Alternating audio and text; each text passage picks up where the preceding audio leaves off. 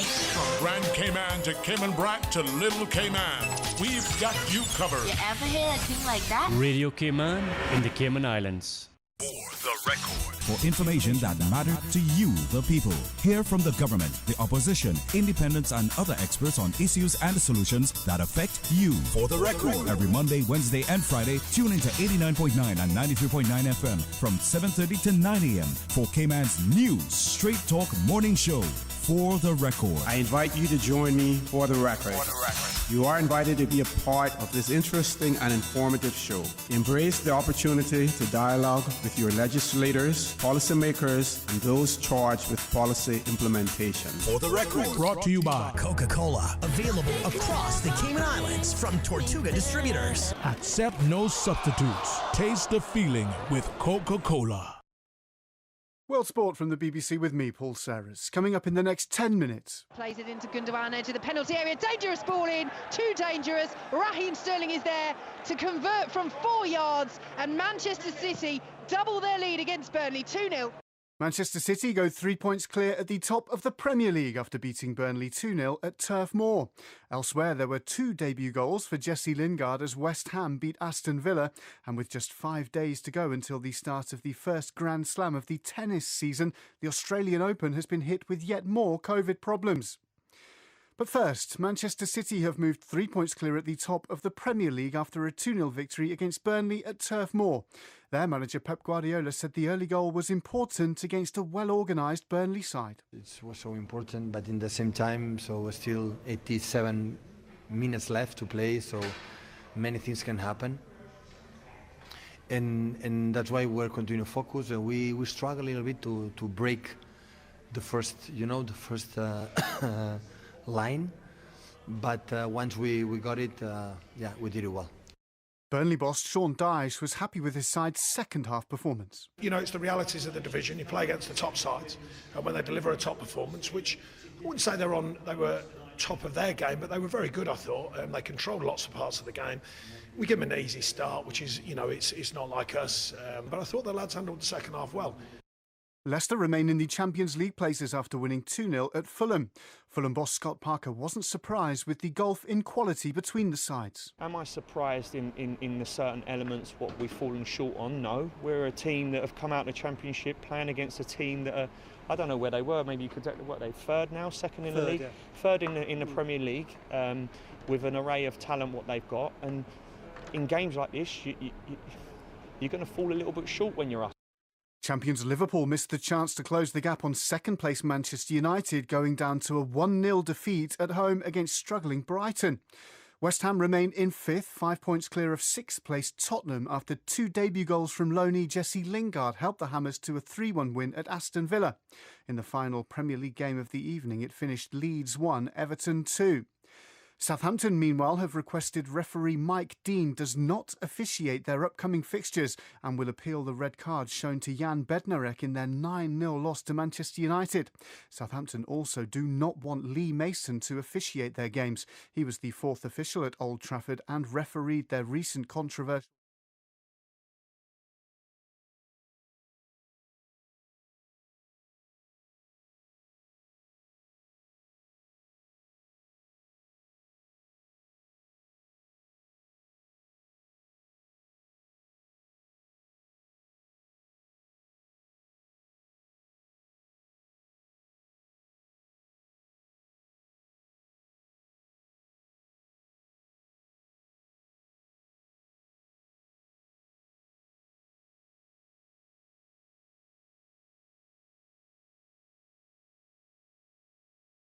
Chief Medical Officer Dr. John Lee today reported 239 tests carried out, all negative. 776 people are in isolation. The Elections Office today published the revised Register of Electors, subject to objections or claims raised during the revision period. The list is the one that will be used in the next general election. The revised list includes 23,647 voters, representing an overall increase of 2,421, or 11.4%, over the list used for the April 2017 general election. 1,406 new voters were added since January 1st. And the Cayman Islands National Weather Service welcomes 2 new members to the team, Paul Taylor and Torianne Daly. That is a recap of the day's top local stories from Radio Cayman's newsroom. I'm April Cummings. Radio Cayman, the voice of the Cayman Islands. April Cummings, Radio Cayman News. I'm Karsley Fuller. I'm Dion Anglin. I'm Shanda Gallego. Visit us on www.radiocayman.gov.ky. Follow us on Facebook, Twitter, and Instagram. Radio Cayman. Your voice, your choice, your radio. Radio Cayman's Information Hour. Produced by April Cummings, Karsley Fuller, Dion Anglin, Shanda Gallego. You see news happening. Contact our newsroom, 949-7799. Radio Cayman News, the ultimate in news and information.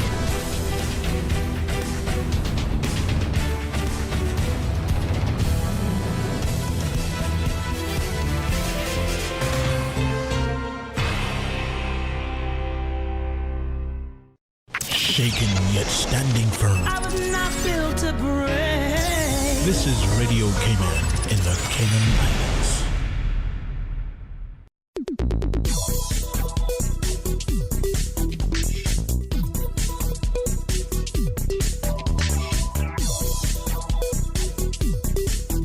For the health of it, Radio Cayman's premier health show is brought to you by the Cayman Islands Civil Service Association and Evangelist Joseph Ebanks. Have you heard the call?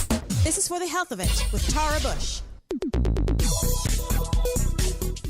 Hello and welcome to For the Health of It. In the studio with me this evening is Rhonda Cornwall, and we're going to be talking about grief. Good afternoon or good evening, everyone.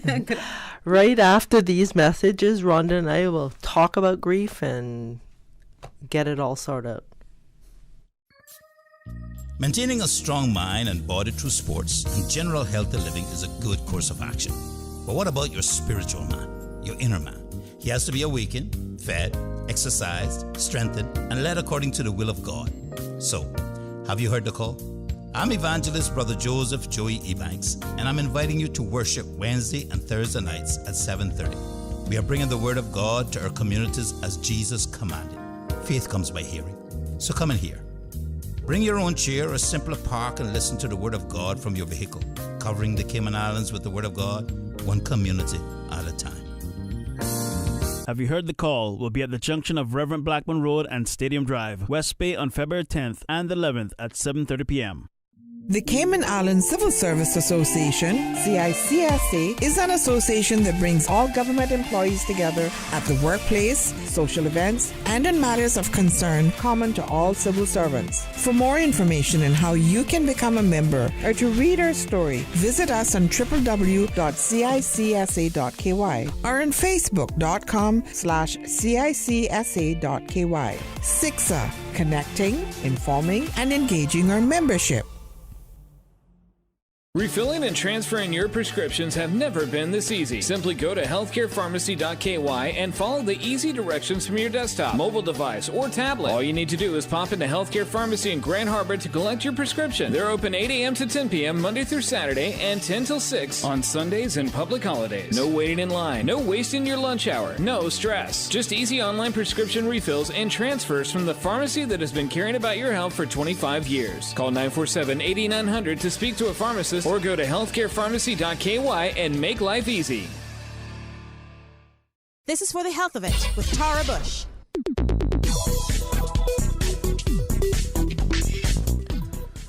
Hi, Rhonda. How are you? Hi, Tara. I am good, thank you. How are you? Good. Good, thanks. We're going to be talking about a grim topic, or maybe not so grim, but let's face it. Yeah. There's been a year of, our previous year was a year of upset, and we're still caught in the thick of it, you know. There's people who have lost lives. Mm-hmm. Last year, I think there were 18 people who the Cancer Society said died of cancer. Thankfully, very few people died of COVID in Grand Cayman. 2 did. But there were people who died throughout the world, and Cayman we are not in a vacuum. A lot of us had family overseas who COVID touched. So I thought, let's have this show, and I know people are grieving. I talked heavy before, and I say this tongue in cheek, but people are grieving the loss of travel. I know I grieved the loss of, for what I felt was safety. Yeah. Okay, so that's what COVID brought up for me. Yes. So grief is many things. Yes. Yes, indeed. And, you know, again, grief is one of those topics that people aren't sometimes comfortable talking about. But the truth is it's a very natural part of life, right? And so as a grief coach, one of the things that I hope to do is to make grief conversations a little bit more open for people to have. Because it's important, and at some point we're going to experience loss in our life. Yeah. And the important thing to note too is that grief doesn't just come as a result of a death of a person, but we grieve, as you alluded to, different things in our lives that meant something to us, and so we experience grief because we've lost something significant that's no longer accessible to us. Yeah, that's almost like a definition of grief. We think of grief as a loss of life or a loss of a relationship. But it encompasses, many things. Yeah. Yes. And I'm glad you brought up that you're a grief coach, because I didn't introduce you as a grief coach. What is the difference between a grief coach and a therapist? Okay, so, a grief coach is someone that works with, obviously individuals who've gone through a loss of some type. But I think one of the defining things for the difference between a grief coach and a therapist is really, a therapist is dealing with people in their functioning. So for instance, if someone has lost a loved one, and their day-to-day functioning has been affected, and they're no longer functioning, able to carry out their normal functioning, then they would work with a grief counselor or a counselor to help resolve that and to kind of get them back to a normal level of functioning. As a grief coach, I will work with individuals who have, lost someone and is experiencing grief symptoms, but they're also able to move forward and start to look at what their life will look like now without that, individual or whatever they have lost. Right. Thanks for that. So that brings up we're going to move into what are the symptoms of grief? Yes. So, first of all, grief is that sort of emotional response to a loss. And so, to put it in sort of practical ways, grief will have different types of losses and reactions. So, for instance, there will be emotional reactions where, we're feeling sadness. We may even get depressed for a time period. We'll have physical symptoms as well. A lot of people report, having stomach problems, having headaches, inability to sleep, all sorts of different symptoms. So, one of the main things too is people get forgetful. Grief really impacts you whole, the wholeness of you. And so those are some of the symptoms and signs that, you can understand people when they're grieving will go through. Yeah. Yeah. It says that grief, when I was doing my research, it can give you, it increases your blood pressure. Yes. It can cause blood clots. And there's even something called the broken heart syndrome, which can, it's like you affect it breaks your heart, yes. basically. That is usually when a loved one has passed away, though, I believe, or In a relationship too. Yes. You know? Yeah. Yeah, Loss of- especially when there's been a long-term relationship. Yeah. You know, you often hear about that with individuals who've been married for so many years, and then their loved one is, you know, has died, and it's like, what do I do now without this individual? Yeah. So, and when you think about it, we're both coaches, and one of the things when we're talking to people, we'll say, well, what is that body sensation you're talking about? Because sometimes people are they're not aware of their feelings, like they're, I'm experiencing anger, frustration, or what the emotion is, but they can feel it in their body. Yes. They can. So it would only make sense that something as powerful as grief, you could feel it in your body. What now? At least I'm well versed in it, that there are stages of grief. Mm-hmm. So what are the stages? So there are 5 stages of grief that were developed and identified by Elizabeth Kubler-Ross, who's a psychiatrist. And so those stages begin with, and I just want to also state that, she developed these stages in observing individuals that were dying. And so these stages were the stages that people who are dying, facing death, usually experience and went through. And so it began with denial.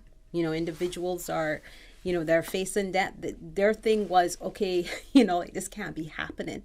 And again, sometimes when we experience a loss and we're going through grief, our first response is, no, wait a second, this can't be going on, right? This is not happening to me. For true.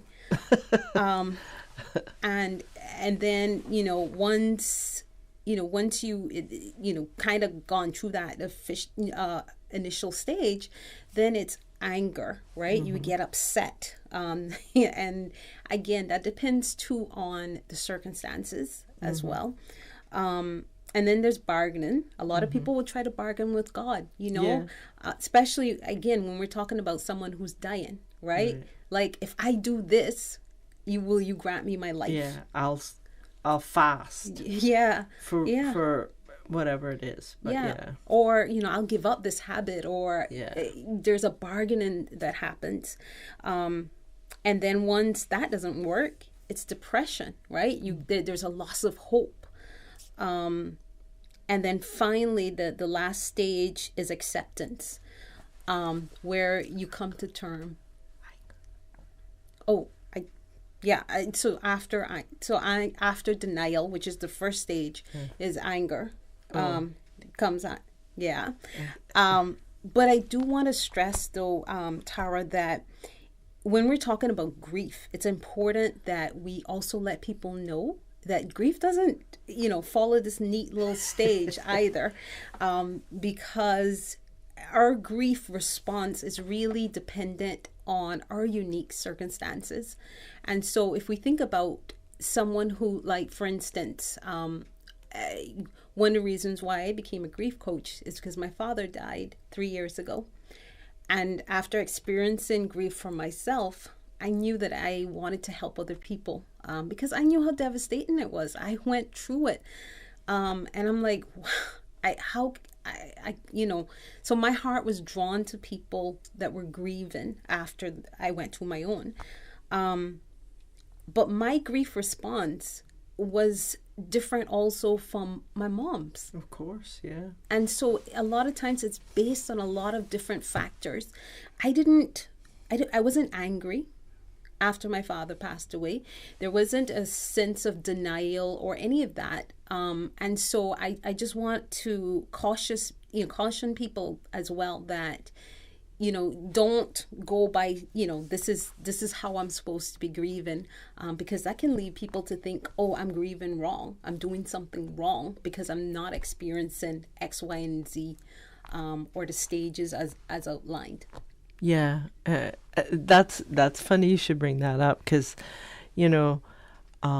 people, they'll look at this and say the 5 stages, and, you know, let's face it, usually the first one we all go through, you know, that denial. You can't believe either that you got the bad news, that someone you know is very sick or perhaps even passed away. You're like, no. Yes. And then the anger and frustration and then acceptance. But you might accept it for a half a minute. When you have peace, and then you wake up in the morning and you're right back to anger or whatever it is. Yeah.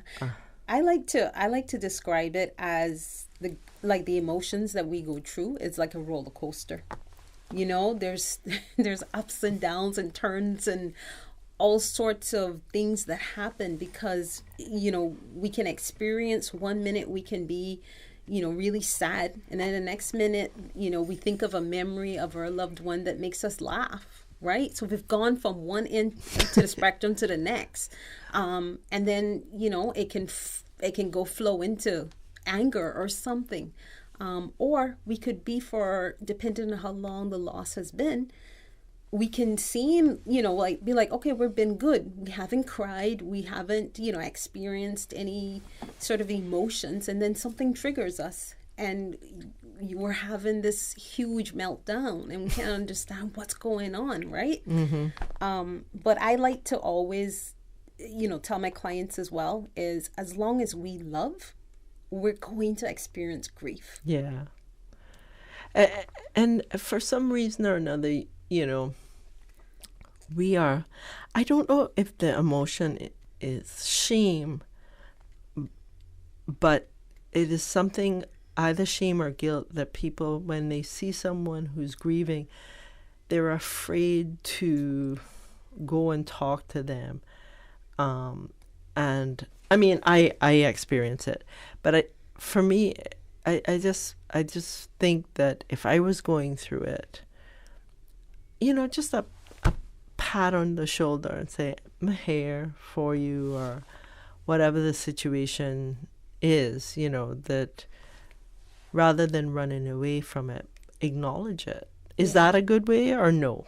Well, first of all, I think we have to acknowledge the fact that we have not been taught about grief. We have not been taught about loss. We really are a society that's like grief avoidant. I like that, grief avoidant. And so I think we have to some degree, forgive people when they're not comfortable seeing displays of grief. Yes. And so, you know, I always say to people, you know, always extend grace when someone doesn't know how to support you. And always, you know, feel free to let people know how you need to be supported. Because that's part of the grief education.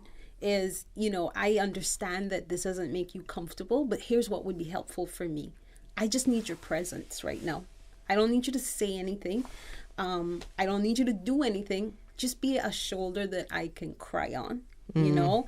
And I know that sometimes sitting in people's pain is hard for a lot of people. And I think that's why, you know, there are people like me that are trained to do that.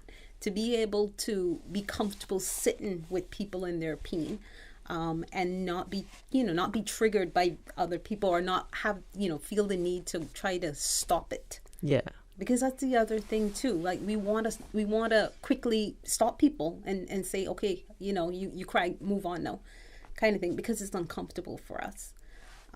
That's such a good way of putting it. It's uncomfortable for us, and you know, I think the worst thing you can do to someone in grief is saying, you know, they're in a better place, or try to fix the situation. Yeah. There's no fixing it. No, there isn't. And you know, I think it's important. I think the greatest advice that I can give someone wanting to support someone who's gone through a loss is just to say to them, what do you need? How can I help you? Because I don't think most people will not get upset if you say, you know, I really want to be there for you, but I don't know how to do it. Yeah. You know? And this is a dance they have to lead. Yes. You know, all of us are unique. Some of us, I'm extroverted, and you might be introverted, and the introvert might just need you to sit quietly, and the extrovert may need you to find jokes on YouTube that you all can share. Or go out with them. Yeah. You know, like they might need to have that kind of environment where they, you know, go to a movie with me, go to dinner with me, something, you know, do something with me. And I think we just we have to be comfortable saying to people, what do you need? And then being willing to give them what they need. Because if you're going to ask it, make sure that you follow through. Yeah. Because the last thing people need that are grieving is for you to give them empty promises. Yeah, that's Their heart is already breaking, and if you're going to disappoint them, that's just going to make them feel worse. You know? So if you're not in a position to give them what they need, then don't ask, right? Yeah. And the other thing too is for the person who's grieving, you know, it's to experience that grief, right? Not try to stuff it down, because it pops up somewhere else. Oh, trust me, it does. There's no running from your grief. And, you know, I think what happens is when we suppress our grief, it comes out in the worst time. You know, like for instance, when we're out in public and something triggers us, we have a meltdown and we can't stop crying and we can't understand why. Right? But it's because if we almost think about our grief and our emotions like a tank, when we keep filling that tank up and it's at the top and it's about to overflow, we get something that reminds us of our loved one or that loss, it just overflows. And there's no stopping it. And so if we were taking the time when we feel sad to stop and acknowledge that that's what we're feeling, if we need to cry, then it wouldn't had chance to build up, right? So, you know, I think as hard as it can be sometimes for us to face our emotions and what we're feeling, is the best thing that we can do for our grief. And it's the fastest way for us to be able to move forward as well and not be stuck in our grief. Yeah, because I mean, like coming out, it's not just, it could come out with people overeating, and then 5 months later they put on, I don't know, 40, 50 pounds. Yeah. So that's another reminder of their grief, or they're spending money uncontrollably, or, you know, they're drinking. Overworking. And yeah. That's usually the most acceptable one. They just bury themselves in work, so to speak, or keeping themselves busy, right? Yeah. And people even give them that advice as well. You know, just keep busy, you know, like you don't have to, it's a way of avoiding the emotions, right? But what happens when you finally got to stop?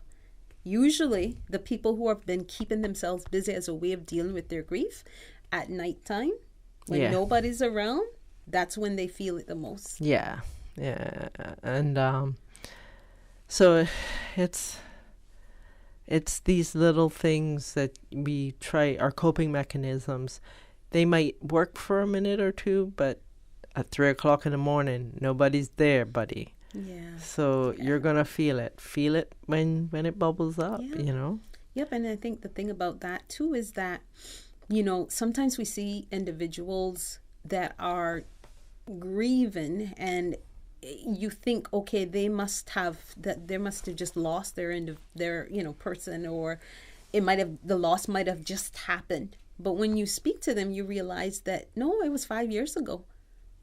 If you dig into that, you realize that individual is someone who didn't do the grief work and has been avoiding their grief, and so their grief is as fresh as it was when it first happened. Yeah. And I think that's the important thing of doing the grief work, is that it can help you to move forward. And that's the whole idea of you know, doing the grief work, is because it helps you transition and accept the loss, and figure out how you move forward in your life after a loss. So what is grief work? So grief work really is facing your emotions, facing the things that you've gone through and what that means for your life, how that looks like, how that's impacted your life. So I'll give you an example. In my own life, I had to now figure out what my life looked like without my father. and what that meant for me. And for me, my father and I, were close.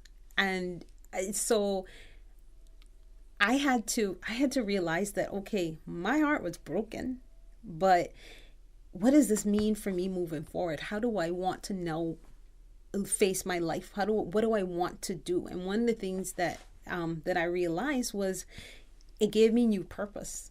So out of his death, I realized that I wanted to be a grief coach and help people. And so I think doing the grief work helped me to sort of realign my life. And that's an opportunity that people have after a loss, is to really re-examine their lives and find out what does this mean for me and how do I move forward. So that's all a part of doing the grief work. Are there any tips that you would recommend for people who are, going through grief right now? Yeah, definitely. First of all, I think, the first thing that you have to do if you're grieving is to acknowledge that you're grieving. Acknowledge the loss, acknowledge what it means for you. And sometimes you might not even be able to put your finger exactly, and I think you mentioned that earlier, right? Sometimes people don't even know what they're feeling. Yeah. And that's part of the grief work, is to understand, okay, that's one of the things that I share with my clients is, let's look at all the different types of emotions that you can possibly go through. And, are you experiencing any of these? And if so, how often? And that gives you a gauge as to what you might be going through, right? So my first tip is just acknowledge what you're feeling and give yourself permission to feel it, right? If you're feeling sad, sit with that for a bit. There's nothing wrong, because our emotions are natural. They're normal. They're indicators that something is going on with us, and we can pause and acknowledge that. So that's my major tip that I give to people, is just be okay with what you're feeling and not denying your feelings. And then the other thing too is find supportive people in your life. People who are willing to be there when you need them. You might just need a shoulder to cry on, or someone to just, again, share your loss story with. Because that's another thing. People aren't comfortable listening to you telling them about the loss. So find trusted people that you can do that with. And then the other tip that I would say too is help other people, right? When we can get outside of ourselves and what we have experienced and what we are doing, and actually start helping other people, we realize that, wait a second, I haven't been focusing so much on my own pain, but by helping this person or using what I've gone through to help someone else, it helps me. Right. So, not isolating yourself, because that, again, if you're isolating yourself, all you can think about is the loss. Yeah, you're uncomfortable in your pain. Yeah. So, Rhonda, how do people reach you? So my business is called Hope's Dwelling. And, I'm on Facebook, Instagram. So if you put in Hope's Dwelling or Rhonda Cornwall, you'll find me. There's also my website, hopesdwelling.com. So all of those are, ways of being able to reach me. You can always email me as well. So it's Coach with Rhonda at gmail.com. But again, if you are kind of, wanting to find out the quickest ways to get all my details, contacts, just go to my website, hopesdwelling.com. Thank you so much. I've been talking to Rhonda Cornwall. She is a grief coach, and of course the subject tonight, can't get my words out, has been grief. And thank you for listening to For the Health of It, and Rhonda, thanks for being on For the Health of It. We are moving you to the life you want. Maintaining a strong mind and body through sports and general healthy living is a good course of action. But what about your spiritual man, your inner man? He has to be awakened, fed, exercised, strengthened, and led according to the will of God. So, have you heard the call? I'm Evangelist Brother Joseph Joey Ebanks, and I'm inviting you to worship Wednesday and Thursday nights at 7:30. We are bringing the Word of God to our communities as Jesus commanded. Faith comes by hearing, so come and hear. Bring your own chair or simply park and listen to the Word of God from your vehicle, covering the Cayman Islands with the Word of God, one community at a time. Have you heard the call? We'll be at the junction of Reverend Blackman Road and Stadium Drive, West Bay on February 10th and 11th at 7:30 p.m.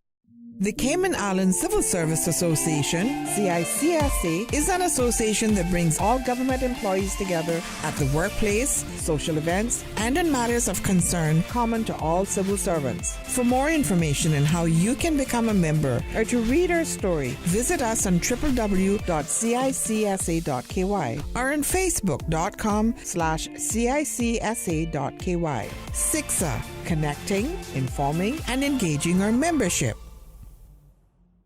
Refilling and transferring your prescriptions have never been this easy. Simply go to healthcarepharmacy.ky and follow the easy directions from your desktop, mobile device, or tablet. All you need to do is pop into Healthcare Pharmacy in Grand Harbor to collect your prescription. They're open 8 a.m. to 10 p.m. Monday through Saturday and 10 till 6 on Sundays and public holidays. No waiting in line, no wasting your lunch hour, no stress. Just easy online prescription refills and transfers from the pharmacy that has been caring about your health for 25 years. Call 947-8900 to speak to a pharmacist or go to healthcarepharmacy.ky and make life easy.